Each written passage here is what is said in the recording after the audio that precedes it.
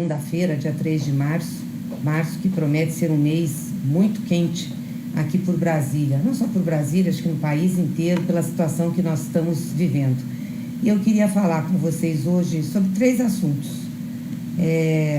Os bolsonaristas ensandecidos, a economia no chão e o povo sem proteção.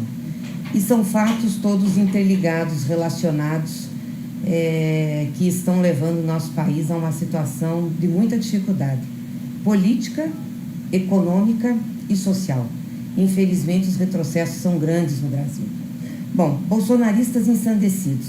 Parece pleonasmo, né? Sinônimo. E bolsonarista, aquele de raiz mesmo, que apoia o Bolsonaro, e é sobre esses que nós estamos falando, são todos ensandecidos.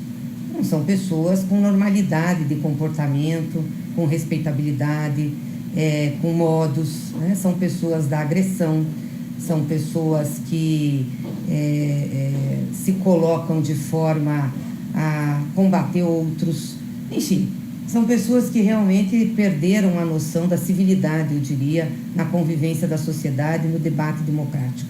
E eu quero começar falando com vocês sobre o episódio desse final de semana que aconteceu comigo, com minha filha, com alguns amigos, com o senador Lindbergh, no Rio de Janeiro. Para deixar bem esclarecido o que aconteceu, vou narrar os fatos. Eu estava desde quinta-feira no Rio com minha filha, para ficar lá 2 dias, 3 dias, voltei no sábado, saí de lá num voo das 14 horas, estava lá, enfim, com amigos, ela quis ir num bloco de carnaval, e no sábado, antes de vir embora, nós estávamos conversando com alguns amigos numa mesa do bar do hotel, antes de eu fazer o check-out, a saída do hotel. Bom, já estava quase na hora, eu saí na frente com ela, eles iam me seguir após isso, saí na frente com ela para fazer da baixa no hotel. Quando eu passo em uma das mesas, eu escuto um grito de um homem, e depois mais de uma mulher e de algumas pessoas: vai para Cuba, não te queremos aqui. Eu parei, olhei para eles, voltei, eles continuaram gritando, e eu disse assim: eu vou para Cuba sim, e o senhor vai para o inferno junto com o Bolsonaro, porque isso não é jeito de tratar as pessoas. Aí ele se levantou, queria partir para agressão, acho que vocês viram no vídeo, a minha filha, inclusive, que tem 14 anos, se colocou na minha frente, e nesse momento o pessoal que estava conosco chegou junto e chegou atuando para tirar ele da violência, né? O senador Lindbergh, o ex-senador Lindbergh, o pessoal que estava junto, chegou e tirou ele, empurrou, enfim, para não ter nenhuma violência contra mim. E aí se instalou a confusão, porque eles também pegaram cadeira, nosso pessoal revidou, eles pegaram latinha de cerveja para jogar, enfim, deu uma confusão quase física ali. E aí chegaram os seguranças do hotel. Deixa disso para separar o pessoal, deixar parar, acalmar todo mundo que estava observando. E aí eu peguei a mala e fui embora, eu estava de saída já. Então, eles dizerem que nós fomos expulsos de um hotel pelo povo, está muito enganado. Aquilo ali não era o povo, era um núcleo bolsonarista. Aliás, a gente identificamos 2 que eles mesmos se colocaram na internet dizendo que foram os agressores. Não falaram isso, agressores, né? Disseram que nos humilharam, que nos tiraram de lá. Na realidade, eles levaram os guentas, porque, como iam me agredir, o pessoal interviu e não deixou. E querem passar essa narrativa, mas identificamos 2, o casal postou a foto deles na internet, eu divulguei para todo mundo saber quem é. Nós já estamos fazendo os processos, vão ser processados, sim, assim como os outros hóspedes que agrediram, que estavam com eles, um grupo de mais 5 pessoas que estavam juntos. Vão ser todos identificados e todos vão ser processados. É o seguinte, gente, nós somos da paz, fazemos política no diálogo, na disputa de ideia, na conversa, isso sempre pautou a minha vida. Agora, eu não levo desaforo para casa e nem vou deixar que nenhum bolsonarista ensandecido me dê de dedo e diga o que eu tenho que fazer, deixar de fazer, me agrida, me xinga. Isso não pode ser permitido. Por isso a gente tem que reagir à altura. Eles têm que saber que tem reação do lado de cá, que nós não vamos ficar quietos, que além de reagir, nós vamos processar também. É assim que a gente tem que fazer com essa gente, para eles baixarem a bolinha deles, Eles não podem ganhar no grito, gente. Eles não podem ganhar na violência. Eles não podem achar que são os donos da verdade e da razão. Principalmente com a situação que o país está vivendo. De desemprego, de fome voltando, um caos na economia. Quem é que eles pensam que são? Estão defendendo o quê? Geralmente é gente de classe média mais alta, que tem uma boa situação de vida e que quer que os outros não tenham. Então estão pensando neles. E aí acham o Bolsonaro o máximo. Que, aliás, Jair Bolsonaro é responsável direto por esse tipo de ataques. Porque é ele que incentiva, é ele que prega a violência. Na época da campanha, ele dizia que tinha que matar os petistas, que tinha que exterminar a esquerda, que tinha que acabar com os comunistas, que Cuba não prestava, Venezuela, tudo isso. Ou seja, as opiniões dele têm que ser impostas na força. E ele passa isso para esse núcleo do eleitorado dele, e esse núcleo do eleitorado dele acha que tem que fazer as coisas desse jeito. Ou seja, agredir, tem que fazer a disputa política na agressão, tem que fazer a disputa política no confronto. Mas não é assim. Nós não fazemos isso. Agora sabemos nos defender e sabemos também revidar. Então, um aviso para os bolsonaristas de plantão que acham que vão fazer isso e vão se dar bem, estão muitíssimo enganados. Igual esse casal, porque ele sabe o que aconteceu lá. Tá falando de bacana, tá garganteando, mas ele sabe bem o que aconteceu, sabe bem o que aconteceu com ele e com os outros que estavam. Então, vamos parar com isso. Parar. Nós queremos fazer política no debate das ideias. O debate pode ser duro, o debate pode ser agressivo, no sentido de uma discussão no parlamento, mas não é assim, não. Na rua, atacando as pessoas, em locais públicos, atacando as pessoas, que eles vão resolver. Porque se eles sabem fazer, nós também sabemos, ué. Se essa é a arma que nós temos que usar, é lamentável, mas nós não vamos baixar a cabeça, isso eles podem ter certeza. E agride as mulheres. Eu depois quero mostrar um vídeo para vocês, que é muito legal, que foi feito exatamente para essa semana do 8 de março, quando a gente comemora o Dia Internacional da Mulher, que fala sobre a violência contra a mulher. Vocês vão entender o que significam as ações de Bolsonaro. Ações que ele já fez contra várias mulheres, contra deputadas, contra a deputada Maria do Rosário. Ou seja, ele se acha no direito de desqualificar, de ofender, de ir para cima, de falar coisas que não tem nada a ver com a matéria que tem em discussão. Geralmente usa questões sexuais, estupro, buraco. Eu, sinceramente, eu acho que ele tem uma frustração na vida, em relação a mulheres. Eu não sei direito por onde passa isso, traições, sei lá, mas deve ter uma frustração para ele ser tão agressivo em relação às mulheres, o que é muito ruim e estimula esse tipo de ação dessa gente que se acha que pode agredir. Então, eu queria dizer para vocês o que aconteceu. Quero agradecer as manifestações de apoio, de solidariedade, de carinho, principalmente que o pessoal teve com a minha filha, que foi muito valente mesmo. Ela estava do meu lado, eu estava receosa que ela pudesse sofrer uma violência. Quando eu vi, ela estava se colocando na frente, e se não fosse nosso pessoal atuar, eu acho que aquele homem insano teria agredido, porque eles têm ódio, então eles precisam da agressão física. Mas eu queria agradecer muito as manifestações. O pessoal nas redes, no Twitter, no Face, enfim, WhatsApp, recebi muitas manifestações. Então, eu quero dizer para vocês que nós estamos processando. E eu tenho feito isso muito quando acontece uma agressão.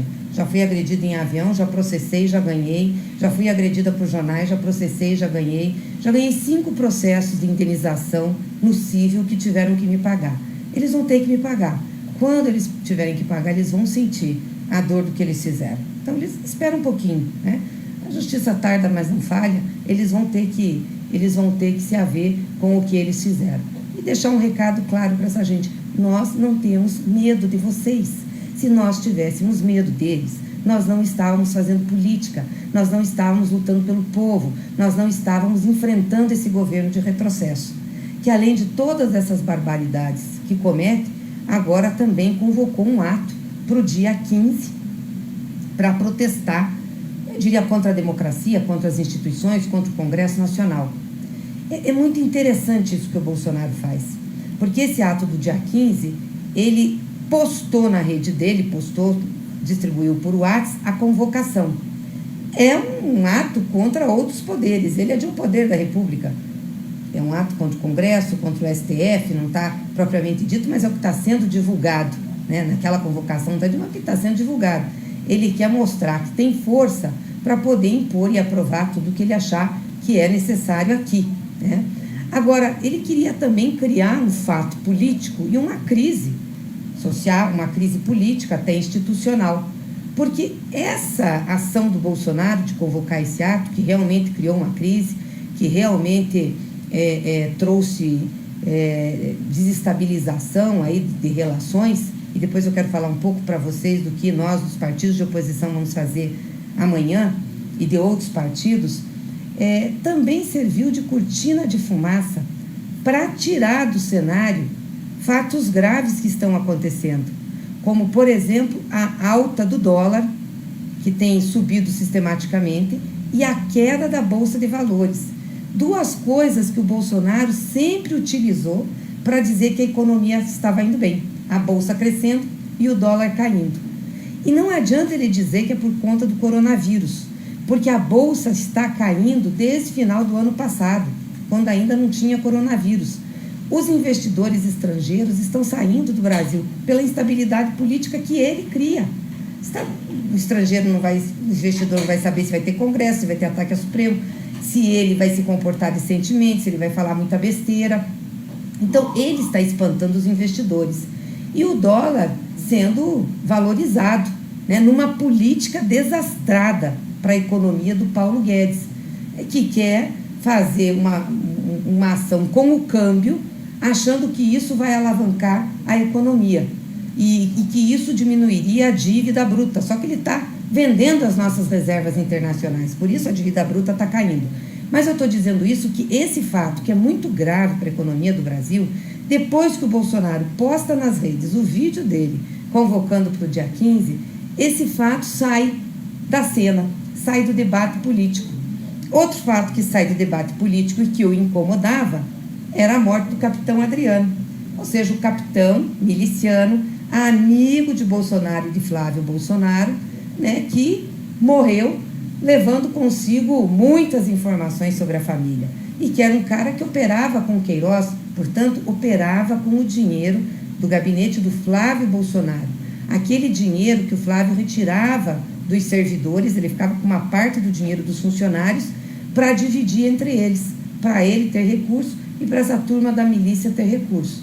Então, ele tirou com uma tweetada, não foi Twitter que ele fez, ele mandou pelo WhatsApp, né? Com o WhatsApp, ele retirou de cena. Sistematicamente, Bolsonaro age assim. Quando tem fatos muito graves que ele não consegue responder, que são contra ele, ou que são da estrutura de governo, ele cria um outro fato. E aí ele colocou as manifestações do dia 15, que serviu também para divulgar essas manifestações. Então, eles estão, de fato, chamando. E é engraçado que tem deputados aqui dentro chamando para manifestação. Uma manifestação que pretende fechar o Congresso. Aí eu pergunto, o que o deputado está fazendo aqui? Por que se elegeu? Ele acha que vai fazer representação social aonde? Quando tiver uma ditadura no país? Eu sei que tem muita crítica ao Congresso Nacional, eu tenho crítica. E acho que o Congresso Nacional tem que olhar o que está votando e responder ao povo.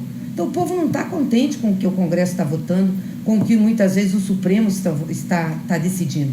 Mas teve coisas importantes que, por termos a democracia e termos esse espaço, nós conseguimos barrar, nós conseguimos encaminhar, nós conseguimos minorar os prejuízos. Se é uma ditadura e não tem esse espaço, onde é que nós vamos discutir? Aonde é o espaço? Na rua? Com os tanques em cima, com os brucutus, com a polícia violenta, estimulada por governos violentos, como é o governo do Bolsonaro? É muito grave isso que o Bolsonaro está fazendo. É muito grave para a democracia, é muito grave para o país, porque é na democracia que a gente construiu o conjunto de direitos da população. E eu sou daquelas que tenho clareza que democracia tem que ser concreta, tem que ter concretude na vida das pessoas. Não adianta dizer que democracia é só o meu direito de falar ou de ir e vir. Isso é importante. Mas democracia para o povo também é direito e acesso ao emprego, é ter comida na mesa, é poder criar e sustentar seus filhos, é ter renda, é ter acesso a uma política habitacional, de saúde, é ter educação. Se isso não existir, também nós não temos uma democracia. E é isso que nós estávamos construindo no bojo da democracia instalada desde a Constituição de 88. E é isso que o Bolsonaro está destruindo. Vocês entendem? O Bolsonaro está destruindo os direitos, está cortando tudo, tirando verba de saúde, tirando verba de educação. O Bolsa Família, gente, tem mais de 1 milhão na fila. Eu assisti ontem o Globo Rural, que eu não assisti há muito tempo, e a matéria do Globo Rural, e por isso que eu assisti, era sobre a fome voltando no Nordeste. Os agricultores, né, lá dos rincões nordestinos, que perderam o Bolsa Família. Gente muito pobre, com 5, 6 filhos, que perderam o direito desde o ano passado.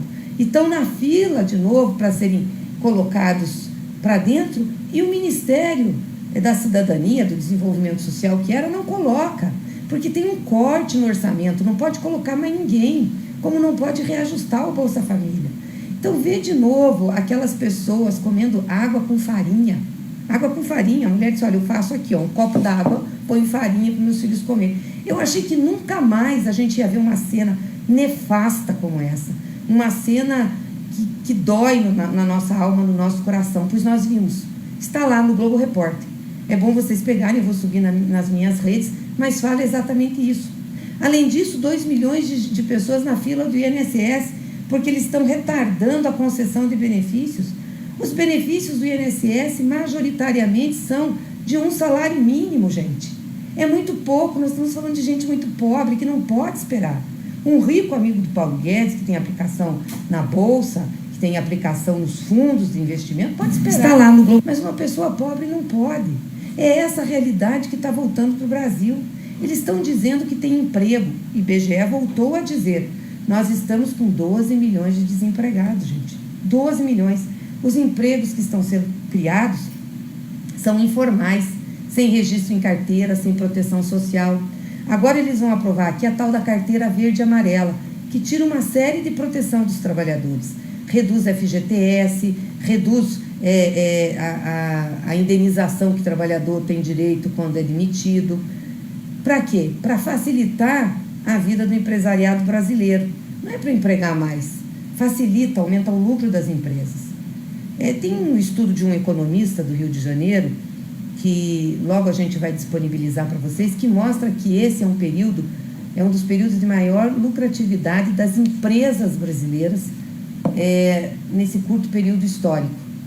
Taxa de lucro de mais de 11%, quando com o Temer estava 2%, com os nossos governos do PT 6%. E por quê? Porque tem movimentação econômica? Porque tem consumo? Não.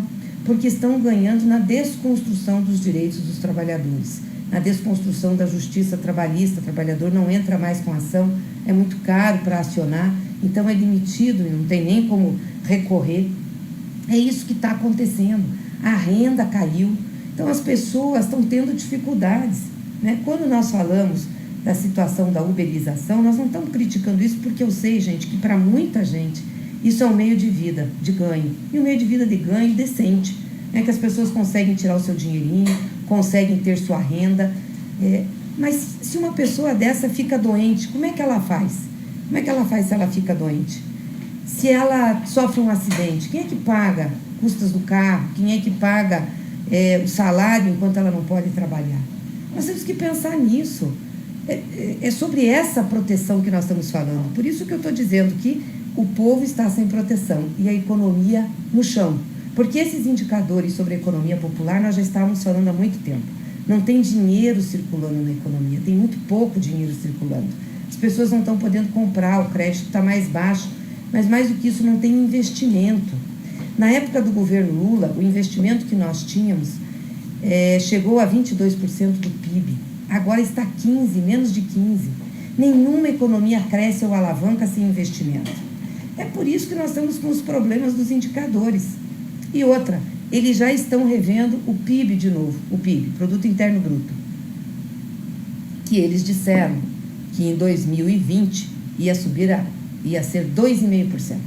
cantaram isso em verso e prosa no final do ano, no início do ano, nas férias, disseram que ia crescer. Agora já estão revendo para menos de 2%. E se chegar a 1,5%, vai ser já milagroso, porque essa economia não tem condição de sustentar, gente, não tem. Então, é por isso que o Bolsonaro está apertando no sentido de implantar um regime político mais duro, de brigar com o Congresso, brigar com o Supremo, brigar com os direitos democráticos, porque essa agenda econômica que eles têm só tem jeito de ser implantada num regime fechado. Porque se tiver democracia, participação, discussão com as pessoas, não passa do jeito que eles querem. Pode até passar uma parte, mas não do jeito que eles querem. O problema é que o propósito deles é passar um programa ultra neoliberal. Não vamos esquecer, Paulo Guedes é do Chile, Chile de Pinochet, certo? Aquele que implantou as medidas mais duras contra o povo e que agora está tendo manifestação, contestação. Chile, que era o bonitinho, né, da economia capitalista na América Latina, está desmoronando por conta disso.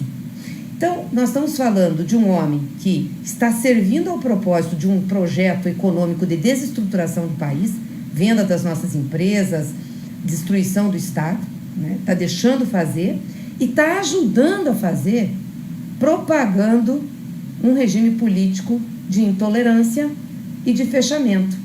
Ou seja, de ditadura. Ele quer caminhar para isso, né? Quando fala em fechar Congresso, fechar Supremo, é ditadura militar. E aí incentiva isso, não? Que a ditadura militar é boa. Boa para quem? Boa para quem? É bom ter uma ditadura em que você não possa falar? Vamos lembrar que o milagre econômico da ditadura, que teve em 64, só ocorreu porque a política dos Estados Unidos para a América Latina era uma política de caráter desenvolvimentista. Não tanto quanto alguns queriam, mas era. Hoje, a política americana para a América Latina é a política ultra neoliberal. Por isso que os generais, que sempre nós achamos que eram nacionalistas desenvolvimentistas, muitos estão apoiando o plano econômico que está sendo colocado no Brasil. Há um alinhamento com os americanos nesse sentido.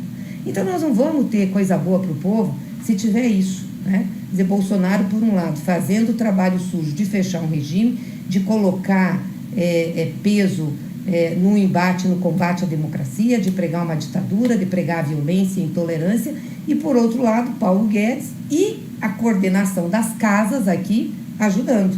Porque, gente, não é possível que depois que Bolsonaro faz essa convocação, distribui essa convocação através do seu WhatsApp, que é uma convocação contra Congresso e Supremo, nós não tenhamos o presidente do Congresso se manifestando, que é o presidente do Senado, Davi Alcolumbre, e tenhamos uma manifestação sonsa do presidente da Câmara, uma manifestação fraquinha, e nenhuma manifestação do presidente do Supremo. O presidente das instituições não estão defendendo as instituições? Qual é o compromisso que eles têm? É com a pauta econômica? Então, nós temos que ter atenção para os movimentos que nós vamos fazer. Por isso que eu tenho repetido, vou falar para vocês das articulações que a gente tem aqui amanhã, mas eu tenho repetido muito que a saída é pela rua, gente. Não terá saída aqui pelo parlamento para a gente fazer um enfrentamento a esse regime que o Bolsonaro quer implantar. Para a gente parar com o que está acontecendo, com desrespeito, com a incitação à violência às mulheres, negros, LGBTs, minorias. Isso vai continuar se nós não colocar o povo na rua e não mostrar que a população não quer isso. Que tem uma parte do núcleo duro dele que acha que isso é bom. Porque é fundamental que a gente tenha espaço de luta e democracia para a conquista e reconquista dos nossos direitos. Então, só a rua é possível de reverter isso. Por isso, a gente está jogando também muito peso nas manifestações que já estão marcadas no mês de março. Dia 8 de março é um domingo, mas a partir de sexta-feira, sábado, 6, 7 de março, nós vamos ter atos em vários lugares no país, praticamente em todas as capitais e grandes cidades. Atos de mulheres. Para quê? Para falar sobre o 8 de março, para falar sobre a violência contra a mulher, para falar sobre os direitos que não são iguais. Hoje a mulher que trabalha, que está no mercado de trabalho, numa mesma função, ganha menos que o homem, né? E as mulheres estão sendo tratadas, sim, com machismo, com violência. Nós não podemos deixar isso acontecer. E isso aumentou no governo do Bolsonaro. pela forma que ele trata as mulheres.